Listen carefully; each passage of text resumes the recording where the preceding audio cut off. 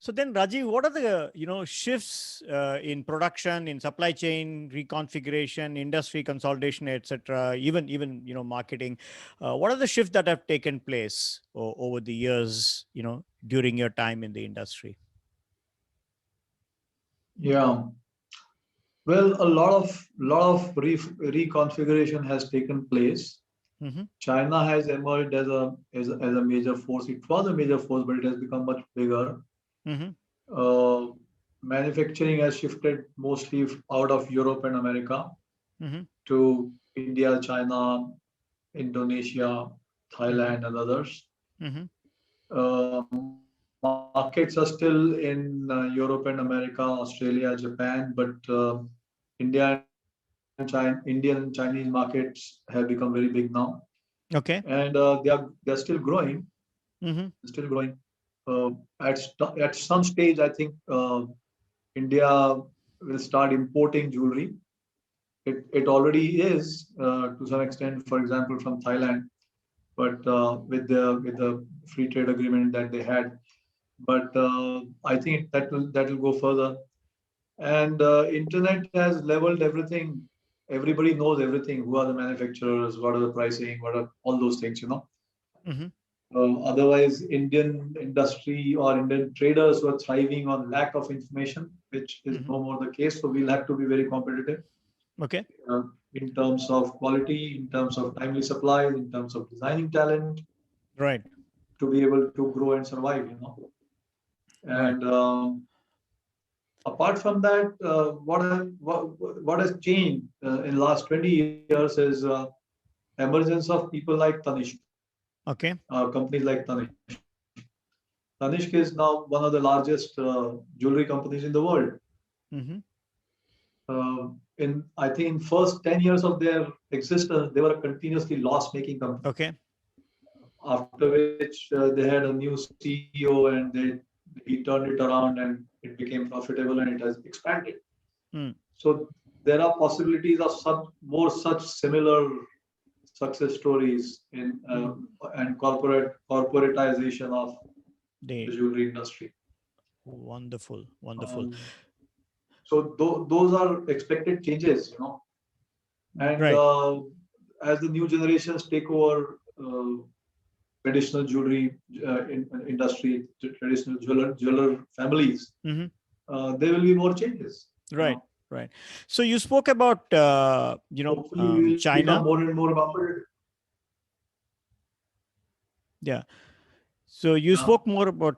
So China, So how it has become a top manufacturer? You mentioned become an important exporter. You mentioned its domestic market has also grown. So what are the various things that have which are the driving forces which have made these all of these transformation happen? I think you are asking me about China or Yeah. generally Yeah. in the world. China. About China. China. China. Okay. China has transformed itself in all industries. You know that. Absolutely. Right? In the last 20 years, now China is a different thing, different country entirely. So the same thing has happened in jewelry industry. They have become a very dominant force, and they have one of the largest trade shows in Hong Kong, where Mm. everybody goes Mm. from all over the world. Mm-hmm. The trade shows in Europe have reduced in significance, Mm. even in America. Uh, so if you compare between India and China, Chinese trade shows are much more organized, much larger compared to the Indian trade show. India still even now doesn't have a very good venue for a good trade show. With Okay. all the wealth that is there in Bombay, Mm. all they do is hold an exhibition at the Bombay Exhibition Center, which is not doesn't have the infrastructure of international level. So it becomes a local show. It's still there's still a lot of activity there, but it is mainly for domestic market. International customers don't come there in large numbers as they go to Hong Kong show. You know, so those differences are still there, and the industry is different in India compared to China. China has very large factories, Mm. much larger than the largest Indian factories. Right. There are few Indian factories which are large. For example, Tanishq has a very large factory in outside Bangalore, Hosur. Mm. but that scale of operation is not there very often in India. So those are the differences. Right. India has certain advantages. Indian design talent is very good. Mhm. Chinese still have an issue with their designing boxed mindset, where if you see Chinese design, you know it's a Chinese design. You know, Mm, mm. similar thing is there with India also, but India has a certain edge there. You know, Okay. yeah, but we still need to go a long way in terms of creating institutions which are devoted to designing and fashion industry. Some effort has been Mhm. made, but we still need to go a long way. Okay.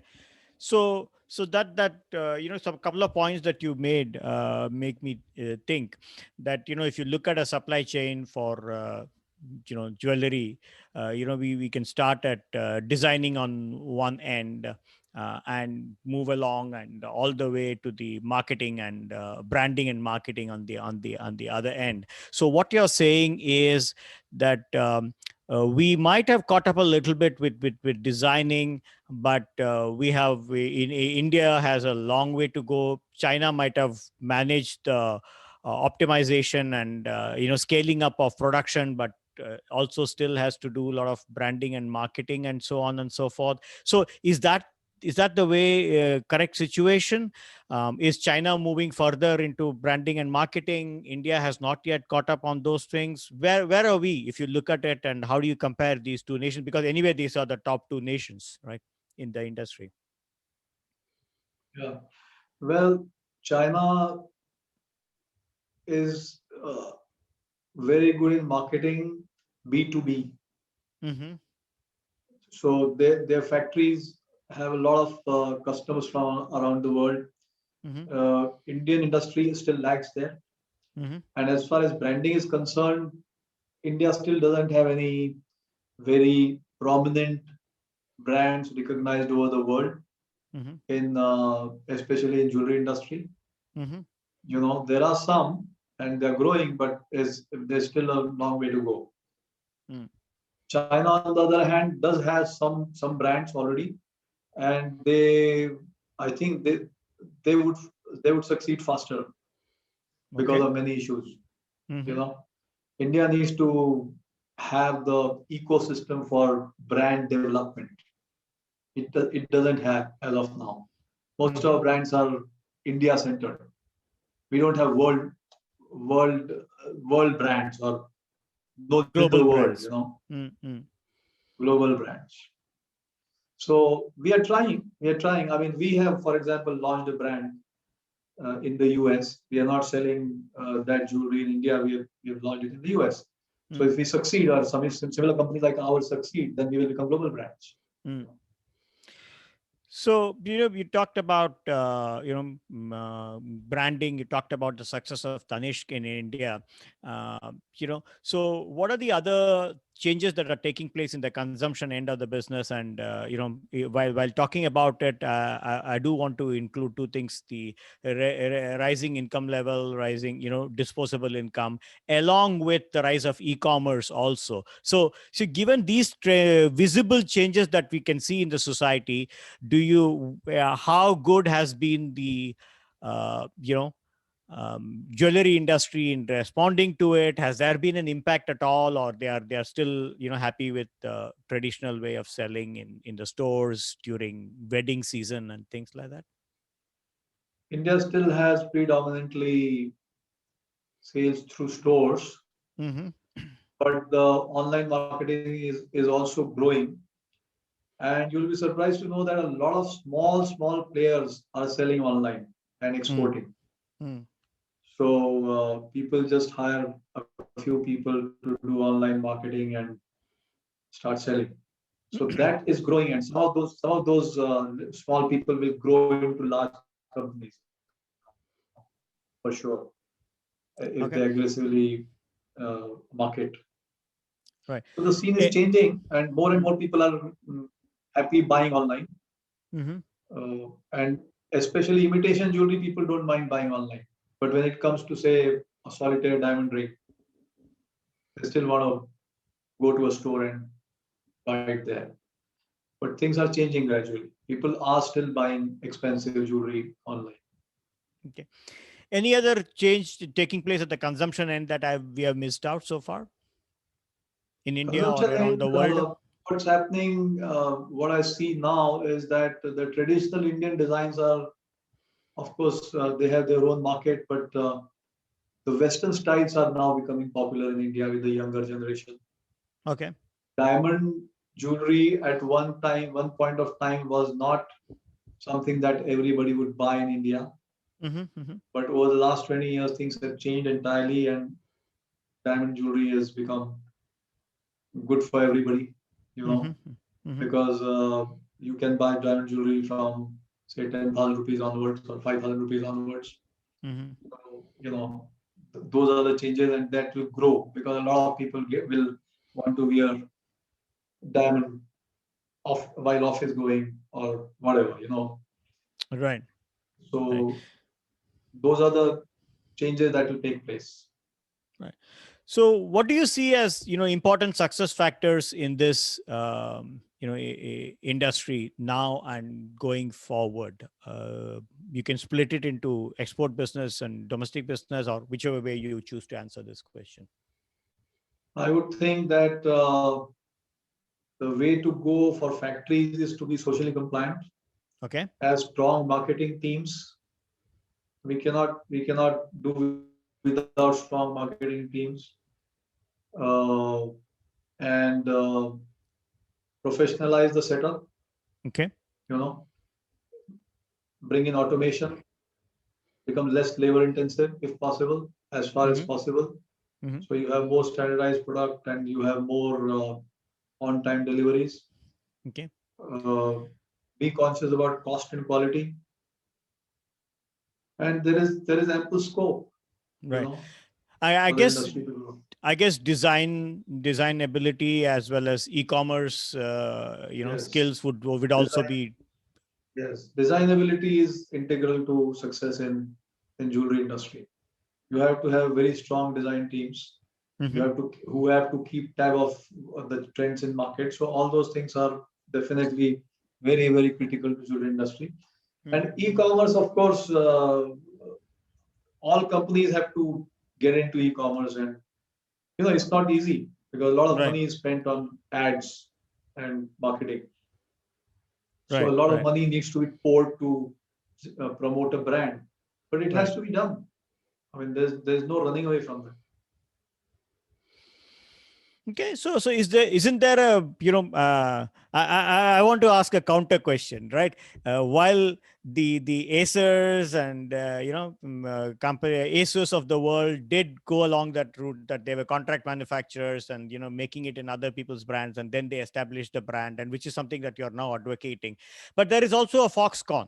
So isn't there a room and for somebody who says that, like, well, let somebody else manage those things? I'm going to be super good with supply chain and super efficient, control cost, maybe good at design and production and so on, and let somebody else handle the marketing and distribution, write the jingles, Yes, write the slogans. that's also a feasible approach. It depends on how your mindset is, because most Indian industries are doing that. That's what we've been doing, right?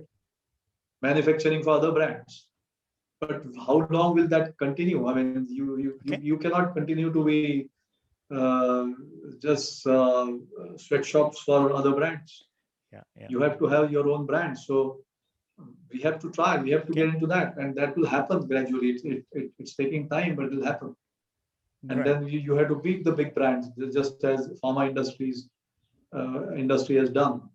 Pharma industry 20 years ago was nowhere, compared to the Western pharma industry. But now we are beating them in many fields. Like generic industry, we are the kings. So we have a lot of dominance there. So why not in fashion and jewelry industry? It will happen. Okay. But it might take maybe 2 decades. I like your motivation. That we should India should get this done. Talking of today's India China discussions are never over without the border issues and so on. So there were reports some time back that India China border issues could have an impact on the jewelry exports to Hong Kong and China. Has there been an impact? Because from those time the reports came, the time things have passed on. Have there been? From my experience with Chinese, and I've done a lot of business with Chinese, I don't think they, when it comes to business, business is what matters for them. You Okay. know, if they are buying diamonds from, the loose diamonds from India and they need it, they will take it. Mm-hmm, If mm-hmm. they don't take it, what do? They will have to promote their industry, that which they will do anyway on their own, Right. whether Right. there is a border clash or not. Mm-hmm. So the companies will continue to buy Indian material. For example, the main thing is loose diamonds, and they manufacture and export to Western countries. So that trend is still going to go on. Right. I don't think that's going to stop. But yes, I mean, unless there is a full-fledged war and the Yeah, that's a government different comes in story. and things stop, that's a different matter. But in normal circumstances, I think the business will continue. It, right, right. So the other side of the story was about Indian jewelry business may benefit from U.S. China trade war. Did they? Seemingly it did, but not in a big way as it was expected. We are getting customer inquiries which we were not expecting. They Okay. want to shift out of China and reduce their dependence on China. Okay. They are wanting to do that, but it's not easy for them to do that because the Why? dependence on China is too deep. Mm-hmm. But now it's for the government to promote that shift. You know, to let large companies come in and buy from India, promote the industry in a real sense, Mm-hmm. and unleash the hidden power of Indian industry and entrepreneurship, Right. which always gets hampered with Indian bureaucracy and red tape. You know, Mm-hmm. even now we get all these circulars from unknown departments saying that this is a survey to be done, and if you don't fill this in within 15 days, you will go to jail. Jail up to so many years. I mean, Mm-hmm. so honest businesses are also threatened in some way even now. So all that has to go. They have to respect entrepreneurship Right. for the Right. nation to progress. Maybe that's a good stage for me to ask this question to you. What are your thoughts on, about outlook over the next 5 years, 10 years, and so on? And you could cover, things that should have like these that should change. Will they change, and what will be the role of e-commerce? So technology. You could give an overarching view on, outlook over the next 5 to 10 years. Yeah. E-commerce is going to play a very big role, maybe not over 5 years, but maybe over 10 years. Mm-hmm. A lot of buying will be done online. Mm. So we will have to be very strong in that field. Right now, for example, some of our customers, the company I started with, the brand Silpada, is Yeah. now owned by Richline, which is owned by Warren Buffett. Okay. So they have a very, very strong online presence. Mm. Uh, and they sell online and we make for them. So it's the Mm. same thing continuing. Mm. They Mm. have a dominant presence in e-commerce, and we still are struggling on e-commerce. We are still making for them. And when we make something for $10, they sell it for minimum $30. You know, those are the proportions. And in some cases they sell it for $60 or $70. Mm. Mm. When we make, say, something worth $10, and we make a net profit of maybe 50 cents or $1, Mm. imagine the kind of profitability they have. Of Right. course, they have very high overheads as well, but then, those are the things we need to look at and position ourselves in such a way that we don't remain sweatshops for others. Right. Right. Right. And looking back, what are the things that you enjoyed most about your entrepreneurial journey? It has been quite a journey, very exciting, very challenging, very tough too. Right. but the rewards are fantastic. So, Mm. and apart from the money that you make, Mm. you enjoy the journey. I mean, looking back, if I have to live this all over again, and the stages that I really like now Mm. are the struggle stages when at various stages we achieved success, and those are the great days and very exciting days. So the journey is what excites most, rather than the goals that have been achieved. Wonderful, wonderful. I think that's quite an inspiration for youngsters who may be, Yes. looking up to an entrepreneurial journey. And in yours is a story of like, get into even an industry which was, you didn't have connections, you didn't have Yes. knowledge, you were not trained, and so on and so forth, and then you jumped in Yeah. and built a business on that. Yeah. Wonderful, wonderful. Thanks a lot, Rajiv. It was pleasure talking to you. Enjoyed the conversation, and learned a lot about the industry, its challenges, and your own challenges in building this business. And wishing you all the success in the next few years. Is there one thing that you want to leave as a legacy? You've spoken about this thing. So, what would be the legacy that Rajiv would like to leave for the industry, for his company? How would you like your company to be different from, you talked about other people being family oriented and so on. So how will yours be different? Hmm. Well, my thought process right now is I'm now already 25 years into industry, so I would like to create a trust for the workmen that have worked with us for so many years, Mm-hmm. uh, make them financially secure and comfortable, their family, their children, their education, and all that. That's what I'm wanting to work on. And secondly, I would like to help future entrepreneurs, those who Okay. want to start a business. My word to them would be, if you have that thought in you, Mm-hmm. don't let it die off. Take the risk, take the plunge, something will happen. Just be persistent and something will happen. You might face a lot of difficulties, but something can happen. And you can do business with little money and grow it. I've done that. I didn't have a lot of money to start a business in jewelry. I had lost a lot of money in other businesses, so I didn't have a lot of money. But I did that with little money, and then it kept on growing. Probably the rate at which we grew would have been faster if I had a lot of cash in hand, but it didn't happen. But what my suggestion to future entrepreneurs, budding entrepreneurs, or those who have business in mind would be, try it out. Don't give up the idea. Okay. Yeah, I'm going to probably push you a little bit further. You admired, Tanish being a professionally managed jewelry company, right? Would your legacy be like that? Would you be thinking along those lines for your own company? Because you said that many others are family-owned Yes. companies. So would you be? Yeah. Am I putting you in a spot by asking you this question? But then so No, be my it. family is also of the view that we should professionalize the company, and the Okay. company in future should be run by professionals. My daughter is involved to some extent. She's in the US, and she is promoting a brand which is owned by our company. Mm-hmm. But she's just going to be a shareholder. So we would like to bring in a team of professionals which will run the company and make it a uh, dominant force in the industry worldwide Mm-hmm. in future, whether I'm there or not. But it can still happen, and I would like to leave that as a legacy, where a company is run by a professional team, and the name survives for many years to come.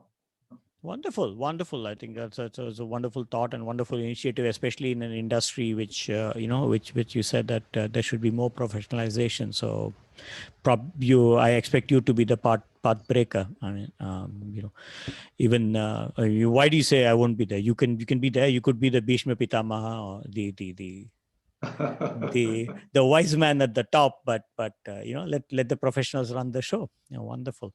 Thank you, Rajiv. It was a pleasure, as I said again. We enjoyed. I'm sure we had a very different and interesting conversation from what we have had in the past. Different industry, different knowledge, and as I said, we had to find a suitable time to talk to a jeweler.